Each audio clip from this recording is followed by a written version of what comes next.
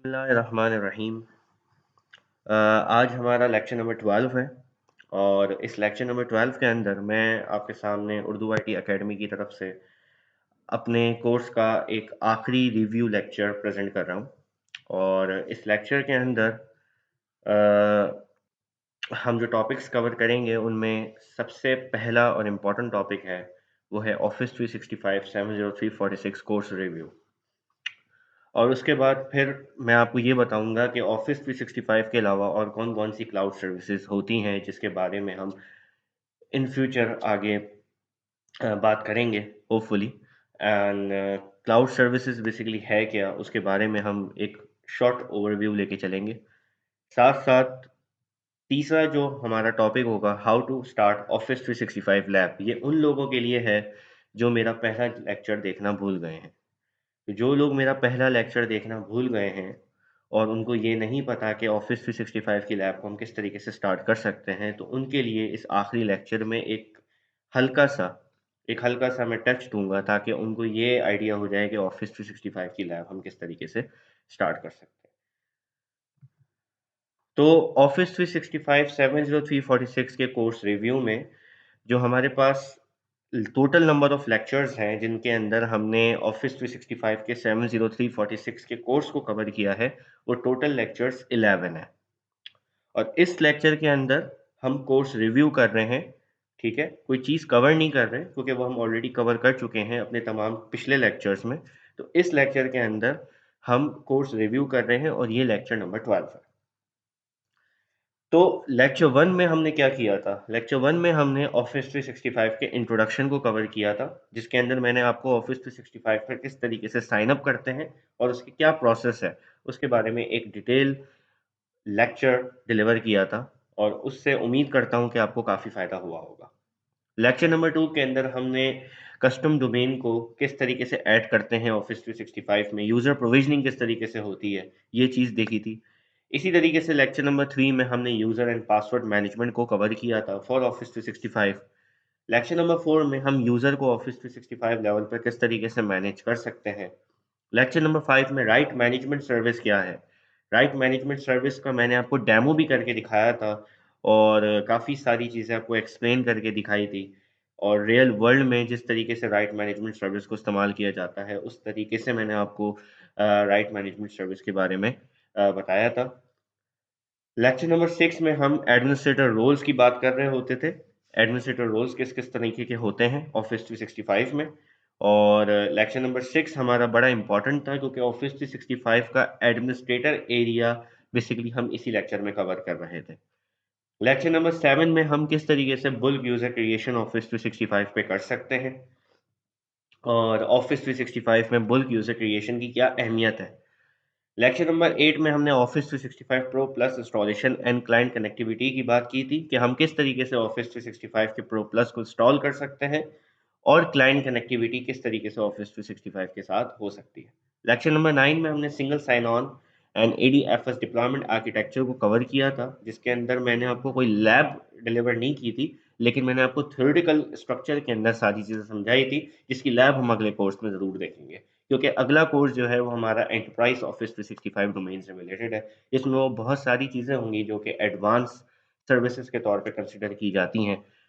तो इंशाल्लाह उम्मीद करता हूँ कि आप मेरा नेक्स्ट कोर्स के अंदर जितने भी लेक्चर्स होंगे उनको भी प्रॉपर्ली समझेंगे, सुनेंगे और अपने पास एक लैब एरिया में परफॉर्म करेंगे। लेक्चर नंबर 10 में डायरेक्टरी सिंक्रोनाइज़ेशन हमने कवर की है और डायरेक्टरी सिंक्रोनाइज़ेशन के बहुत सारे वेरिएंट हैं क्योंकि जब से ऑफिस 365 आया है, तब से हमारे पास 3 मोड्स ऑफ डायरेक्टरी सिंक्रोनाइज़ेशन है। Number one is DR Sync, number two is Azure Active Directory, and number three is AD Connect.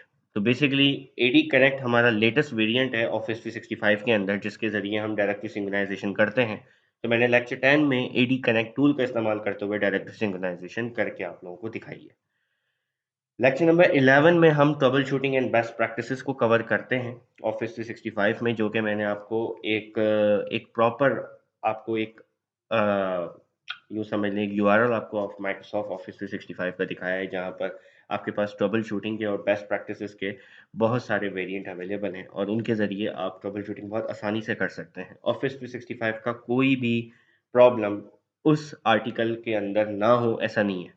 हो सकता है कुछ प्रॉब्लम ऐसे हों जो कि बहुत ज़्यादा कस्टमाइज़ लेवल के हों और वो चीज़ आपको ना मिल सके, तो उसके लिए आप मुझे कॉन्टैक्ट कर सकते हैं, क्योंकि मैं ऑफ़िस 365 पे अल्हम्दुलिल्लाह इतना जानता हूँ कि मैं आपके मसलों को हल कर सकूँ। तो काइंडली आप मुझे अपनी क्यूरीज़ को उस ग्रुप में डालें, ठीक है? और आई एम रियली सॉरी कि मैं आपको प्रॉपर्ली आपकी क्यूरीज़ पे रिप्लाई नहीं कर पा रहा। बस मैं ये चाह रहा हूँ कि ये कोर्स कंप्लीट हो जाए। जब कोर्स ये कंप्लीट हो जाएगा then I will reply you to everyone जो मेरी मेरे उस फ़ोरम पर क्यूरी कर रहे हैं, और इंशाल्लाह उनको प्रॉपर्ली मैं रिप्लाई भी करूँगा।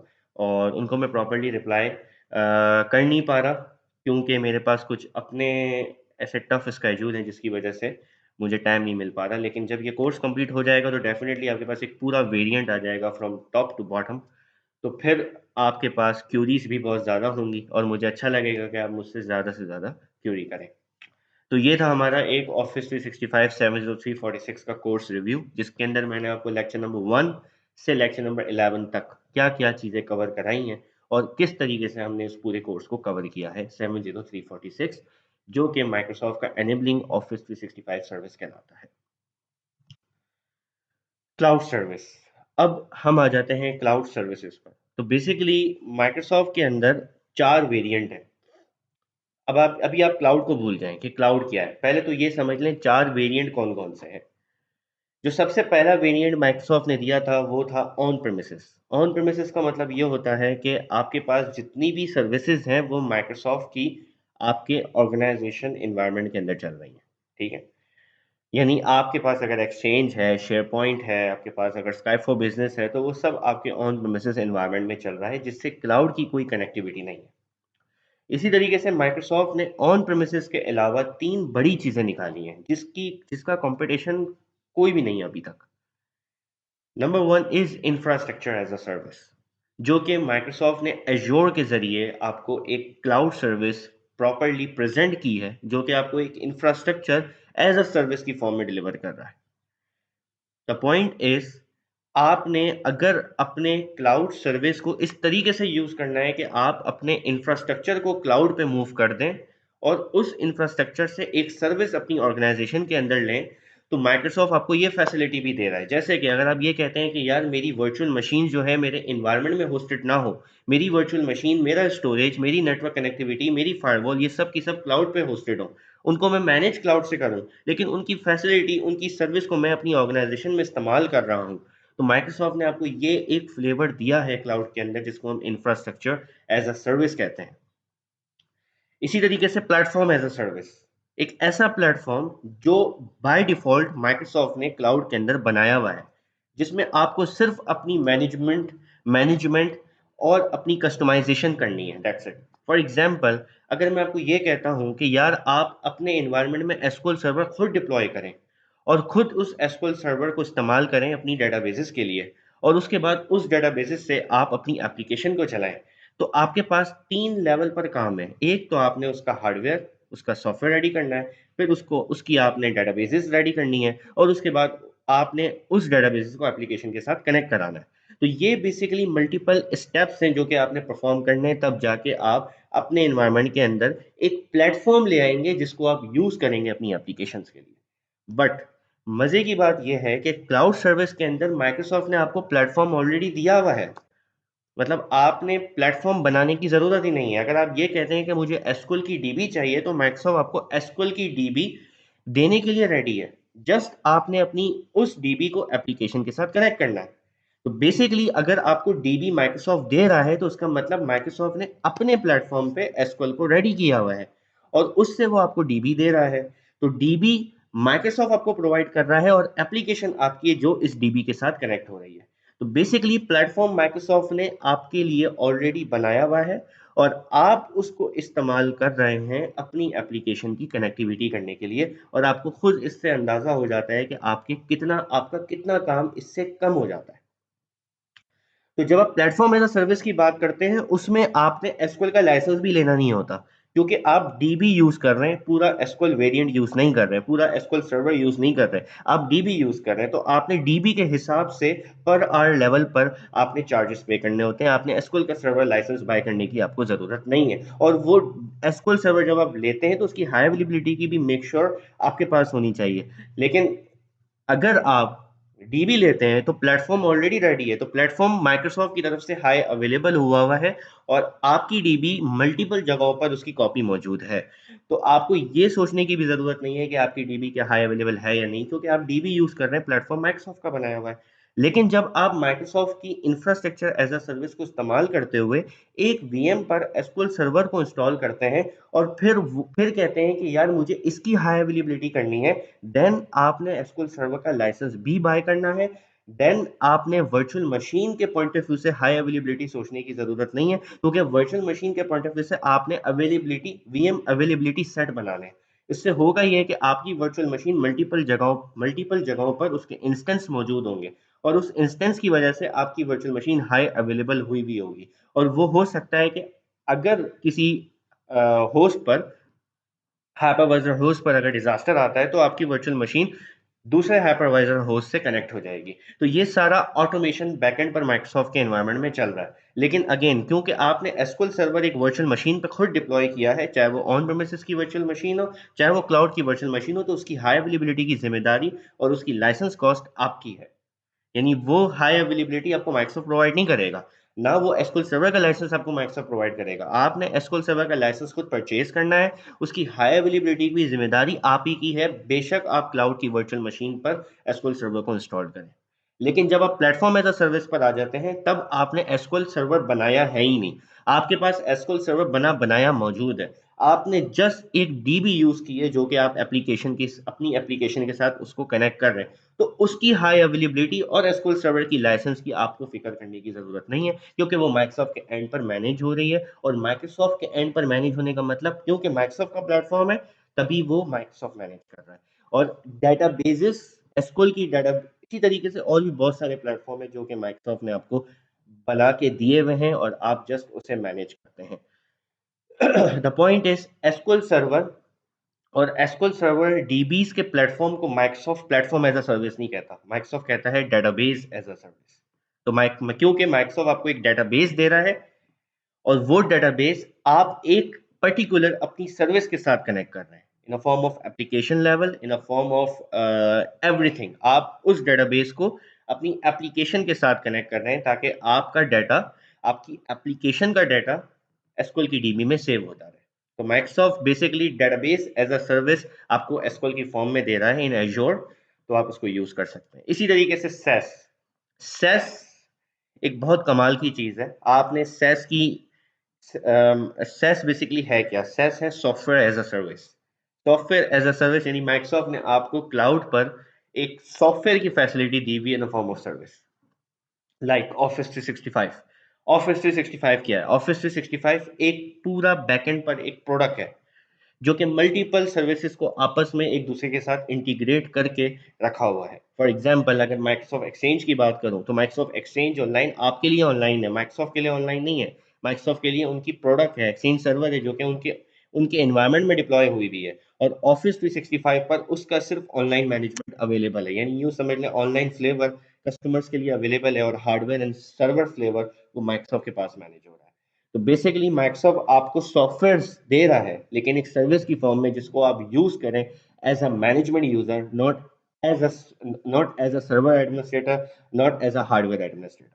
तो basically office 365 is one of the most important product जो कि माइक्रोसॉफ्ट ने आपको दी है। और माइक्रोसॉफ्ट ऑफिस 365 के जरिए आपके पास एक बंच ऑफ सॉफ्टवेयर्स लेके आ रहा है जिसको आपने डिप्लॉय करने की ज़रूरत ही नहीं है, वो माइक्रोसॉफ्ट के एनवायरनमेंट में ऑलरेडी डिप्लॉय है। आपने जस्ट उसे यूज़ करना है और अपनी मैनेजेबिलिटी के जरिए उसे मैनेज करना है और अपने कस्टमर, अपनी ऑर्गेनाइजेशन के हिसाब से उसको मैनेज करना है। जैसे कि अगर आप एक्सचेंज ऑनलाइन को यूज़ कर रहे हैं, आप शेयरपॉइंट ऑनलाइन को यूज़ कर रहे हैं, आप लिंक ऑनलाइन को यूज़ कर रहे हैं, तो आप ये तीनों ऑनलाइन मैनेजमेंट फ्लेवर अपनी ऑर्गेनाइजेशन के स्ट्रक्चर को मैनेज करने के लिए यूज़ कर रहे हैं। आपको इस चीज़ की परवाह नहीं है कि आपके पास एक्सचेंज सर्वर्स कितने लगे हुए हैं, क्योंकि इस चीज़ का एक्सेस आपके पास है ही नहीं, क्योंकि माइक्रोसॉफ्ट ने इस चीज़ का एक्सेस कस्टमर्स एंड पर दिया ही नहीं है। माइक्रोसॉफ्ट ने इस चीज़ का एक्सेस अपने पास रखा है, इसी वजह से इसको क्लाउड की सर्विस कहा जाता है।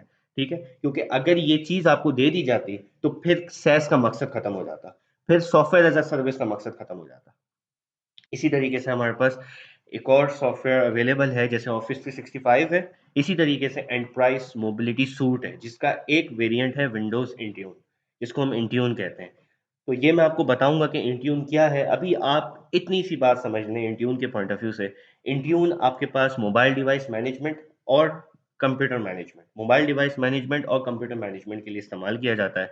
आपके पास इंट्यून मोबाइल एप्लीकेशन मैनेजमेंट के लिए भी इस्तेमाल किया जा सकता है। आपके पास Intune restriction policies, bring your own device concepts के तौर पे भी इस्तेमाल किया जा सकता है। तो एंटरप्राइज मोबिलिटी सूट एक ऐसा सूट है जो कि 3 फ्लेवर्स को अपने पास रखता है। Number 1 is Intune, number 2 is azure active directory and number 3 is azure active directory right management. तो ये 3 वेरिएंट मिलके ईएमएस बनता है। और अगर हम सिर्फ इंट्यून की बात करें तो इंट्यून आपके पास application management, mobile device management, PC management, updates management, restriction policies, bring your own device का कॉन्सेप्ट, ये सारी चीज़ें आपके पास विंडोज़ इंट्यून के अंदर मैनेज होती हैं। यानी अगर फॉर एग्जांपल अगर मैं आपको ये कहूँ कि यार मुझे अपनी ऑर्गेनाइजेशन को क्लाउड के साथ इंटीग्रेट करना है, और क्लाउड के साथ इंटीग्रेट करने का मकसद ये है कि मैं अपनी मोबाइल डिवाइसेस को मैनेज करना चाहता हूँ। किस तरीके से? मैं इस तरीके से मोबाइल डिवाइस को मैनेज करना चाहता हूँ कि जो भी मेरा एम्प्लॉय मेरी मोबाइल डिवाइस यानी कंपनी ओन डिवाइस के ज़रिए कनेक्ट हो क्लाउड की सर्विस के साथ। फॉर एग्जांपल क्लाउड की सर्विस वो सर्विस है जो कि मेरे कस्टमर के लिए यूज़ हो रही है। फॉर एग्जांपल अगर मैं ये कहता हूँ कि यार मेरे पास एक कस्टमर है abc.com, abc.com के पास इंट्यून की सब्सक्रिप्शन है, ठीक है? abc.com के पास इंट्यून की सब्सक्रिप्शन है और मेरा abc.com का एम्प्लॉय इंट्यून की सब्सक्रिप्शन को इस्तेमाल करते हुए मेरी कंपनी ओन डिवाइस यानी मोबाइल डिवाइस के साथ कनेक्टेड है, और अपने पास उसने अपने पास कंपनी पोर्टल की एक एप्लीकेशन जो कि एक प्ले स्टोर से, अगर एंड्रॉयड है तो आप प्ले स्टोर से डाउनलोड कर सकते हैं, अगर आप एप्पल यूज़र हैं तो आप ऐप स्टोर से डाउनलोड कर सकते हैं। तो जब आप माइक्रोसॉफ्ट की कंपनी पोर्टल एक एप्लीकेशन है वो डाउनलोड कर लेते हैं तो आप बेसिकली इंट्यून के साथ कनेक्ट हो जाते हैं। इंट्यून के साथ कनेक्ट होने के दो तरीके हैं। एक तो आप डायरेक्ट कंपनी पोर्टल के जरिए कनेक्ट हो जाए विदाउट एनी इन्वॉल्वमेंट प्रोसेस, और एक होता है इनरोलमेंट प्रोसेस। इनरोलमेंट प्रोसेस के जरिए आप कनेक्ट हो इंट्यून इंट्यून की सब्सक्रिप्शन पर। तो बेसिकली इंट्यून की सब्सक्रिप्शन आपको प्रोवाइड क्या करती है? इंट्यून की सब्सक्रिप्शन आपको एक रिस्ट्रिक्शन बेस्ड मैकेनिज्म प्रोवाइड करती है। फॉर एग्जांपल अगर मैं ये कहता हूँ कि यार मेरी एक मोबाइल डिवाइस है जिसका मुझे कैमरा लॉक करना है। मतलब ये कि मेरा कोई भी एम्प्लॉय जब ऑर्गेनाइजेशन में हो, ठीक है, मेरा कोई भी एम्प्लॉय जब ऑर्गेनाइजेशन में हो तो उसका कैमरा डिसेबल्ड हो। इसका मतलब ये है कि जब वो कैमरे की एप्लीकेशन अपनी ऑन करेगा मोबाइल डिवाइस पर तो वो कैमरा उसका नहीं चलेगा, क्योंकि उसका जो मोबाइल है वो इंट्यून के साथ इन्वॉल्व है। और इंट्यून बेसिकली कस्टमर ने उसकी सब्सक्रिप्शन खरीदी हुई है जिससे सारे एम्प्लॉयज़ को इंट्यून के साथ उनकी की तमाम मोबाइल डिवाइस को कनेक्ट किया हुआ है। ठीक है? तो जब इनकी की तमाम मोबाइल डिवाइस इंट्यून के साथ कनेक्टेड हैं तो इंट्यून के ज़रिए मैं ये पॉलिसी अप्लाई कर सकता हूँ कि मोबाइल डिवाइस पर मैं एक रिस्ट्रिक्शन लगा दूँ कि यार अगर ये मोबाइल डिवाइसेस पर कैमरे की एप्लीकेशन है तो कंपनी की टाइमिंग के मुताबिक, कंपनी के स्केड्यूल के मुताबिक ये मोबाइल पर जो कैमरे की एप्लीकेशन है ये डिसेबल्ड हो जाए। तो ये डिसेबल्ड मैं कर सकता हूँ। ठीक है? इंट्यून के अंदर ये फैसिलिटी आपके पास अवेलेबल है। उसके लिए आपने क्या-क्या काम करने होते हैं टेक्निकली, वो हम डेफिनेटली जब हम इंट्यून पढ़ेंगे तब हम उस पर बात करेंगे। उसके लिए आपने क्या-क्या ग्राउंड रियलिटीज़ को देखना होता है, वो हम जब इंट्यून पढ़ेंगे तब हम बात करेंगे। लेकिन अभी थोड़ा-सा मैं आपको एक अवेयरनेस दे रहा हूँ कि इंट्यून के साथ आप कर क्या सकते हैं। इसी तरीके से लेट्स सपोज़ एक यूज़र है जिसकी मोबाइल डिवाइस चोरी हो गई है, लेकिन उसकी वो मोबाइल डिवाइस इंट्यून के साथ इन्वॉल्व्ड है और इंट्यून तो है ही कनेक्टेड इंटरनेट पर। Intune over the internet connected है। इंट्यून आपके पास कोई लोकल ऑन प्रेमिसेस सर्विस नहीं है। इंट्यून एक क्लाउड की सर्विस है जो कि ओवर द इंटरनेट आपको आपकी डिवाइस के साथ कनेक्ट करवा रही है। तो जब उस यूजर का मोबाइल डिवाइस चोरी हो गया और उस यूजर ने आईटी हेल्प डेस्क एडमिनिस्ट्रेटर को इन्फॉर्म कर दिया कि भाई मेरी मोबाइल डिवाइस चोरी हो गई है, लिहाजा मेरी मोबाइल डिवाइस से सारा डाटा क्लीन अप कर दो, यानी रिमोट वाइप कर दो। तो उस दौरान इंट्यून से मैं उस मोबाइल डिवाइस का डाटा रिमोट वाइप अप कर सकता हूँ। रिमोट वाइप इसलिए कर सकता हूँ क्योंकि वो मेरी मोबाइल डिवाइस मेरे इंट्यून के साथ कनेक्टेड है। तो इस तरीके से और बहुत सारे फीचर्स हैं जो मैं विंडोज़ इंट्यून के ज़रिए इस्तेमाल करके एक ऑर्गेनाइजेशन के अंदर मोबाइल डिवाइस मैनेजमेंट का एक बहुत बड़ा फोकस लेके आ सकता हूँ। इसी तरीके से सिस्टम सेंटर कॉन्फ़िगरेशन मैनेजर के अंदर आपको इंट्यून के साथ इंटीग्रेशन मिल जाती है, जिसमें आप सिस्टम सेंटर कॉन्फ़िगरेशन मैनेजर के ज़रिए अपनी डिवाइसेस को मैनेज करते हो और अपनी मोबाइल डिवाइसेस को भी मैनेज कर सकते हो। विंडोज़ इंट्यून के ज़रिए भी आप मोबाइल डिवाइसेस को भी मैनेज कर सकते हो और अपडेट्स को मैनेज कर सकते हो। इस तरीके से बहुत सारी चीज़ें हैं जो मैं आपको बहुत कुछ बता सकता हूँ। सिस्टम सेंटर पे मैं एक बड़ा hands on system centre configuration manager पे मेरा एक बड़ा अच्छा हैंड्स ऑन है, उसको इंट्यून के साथ भी मैंने इस्तेमाल किया है। और इंट्यून और सिस्टम सेंटर कॉन्फ़िगरेशन मैनेजर मिलके क्या चीज़ कर सकते हैं, एक कस्टमर, एक ऑर्गेनाइज़ेशन के लिए, एक ऑर्गेनाइज़ेशन को मैनेज करने के लिए, ये सारी चीज़ें इंशाल्लाह जब उम्मीद करता हूँ कि जब हम आगे दूसरे कोर्सेज़ में होंगे, तो इंशाल्लाह ज़रूर इस चीज़ को फ़ोकसली लेके चलेंगे। तो ये बेसिकली क्लाउड सर्विसेज़ थी। अब how to start Office 365 lab. इस एरिया को देखते हुए आपको थोड़ा सा याद आ गया होगा कि यार ऑफिस 365 की लैब को किस तरीके से स्टार्ट करते हैं। तो मैंने आपको उस वक्त भी बताया था कि हमारे पास दो प्लान के ट्रायल अवेलेबल हैं, एक E3 एंड एक E5। तो E3 ट्रायल को हम लेके चलेंगे और E3 ट्रायल को हम ऑफिस 365 की लैब के तौर पे इस्तेमाल करेंगे। और आपके सामने एक मैंने नीचे एक रेफरेंस यूआरएल दिया हुआ है, आप उस रेफरेंस यूआरएल को अपने ब्राउज़र में जाके इस यूआरएल को एज इट इज टाइप कर दें। टाइप करने के बाद आपके पास product.office.com का एक पेज ओपन होगा, जिसके अंदर आप एंटरप्राइज प्लान को सिलेक्ट करेंगे और E3 के ट्रायल को सिलेक्ट करते हुए आपके सामने ये पेज ओपन हो जाएगा। अगर आप डिटेल में देखना चाहते हैं तो मैं आपको रिकमेंड करूंगा कि आप मेरे पहले लेक्चर को देखें, इंट्रोडक्शन टू ऑफिस 365, जिसके अंदर ये चीज़ मैंने प्रॉपरली कवर की हुई है। आज के लिए बस इतना ही और उम्मीद करता हूँ कि हम नेक्स्ट कोर्स में इंशाल्लाह फिर मिलेंगे। Thank you so much. Thank you.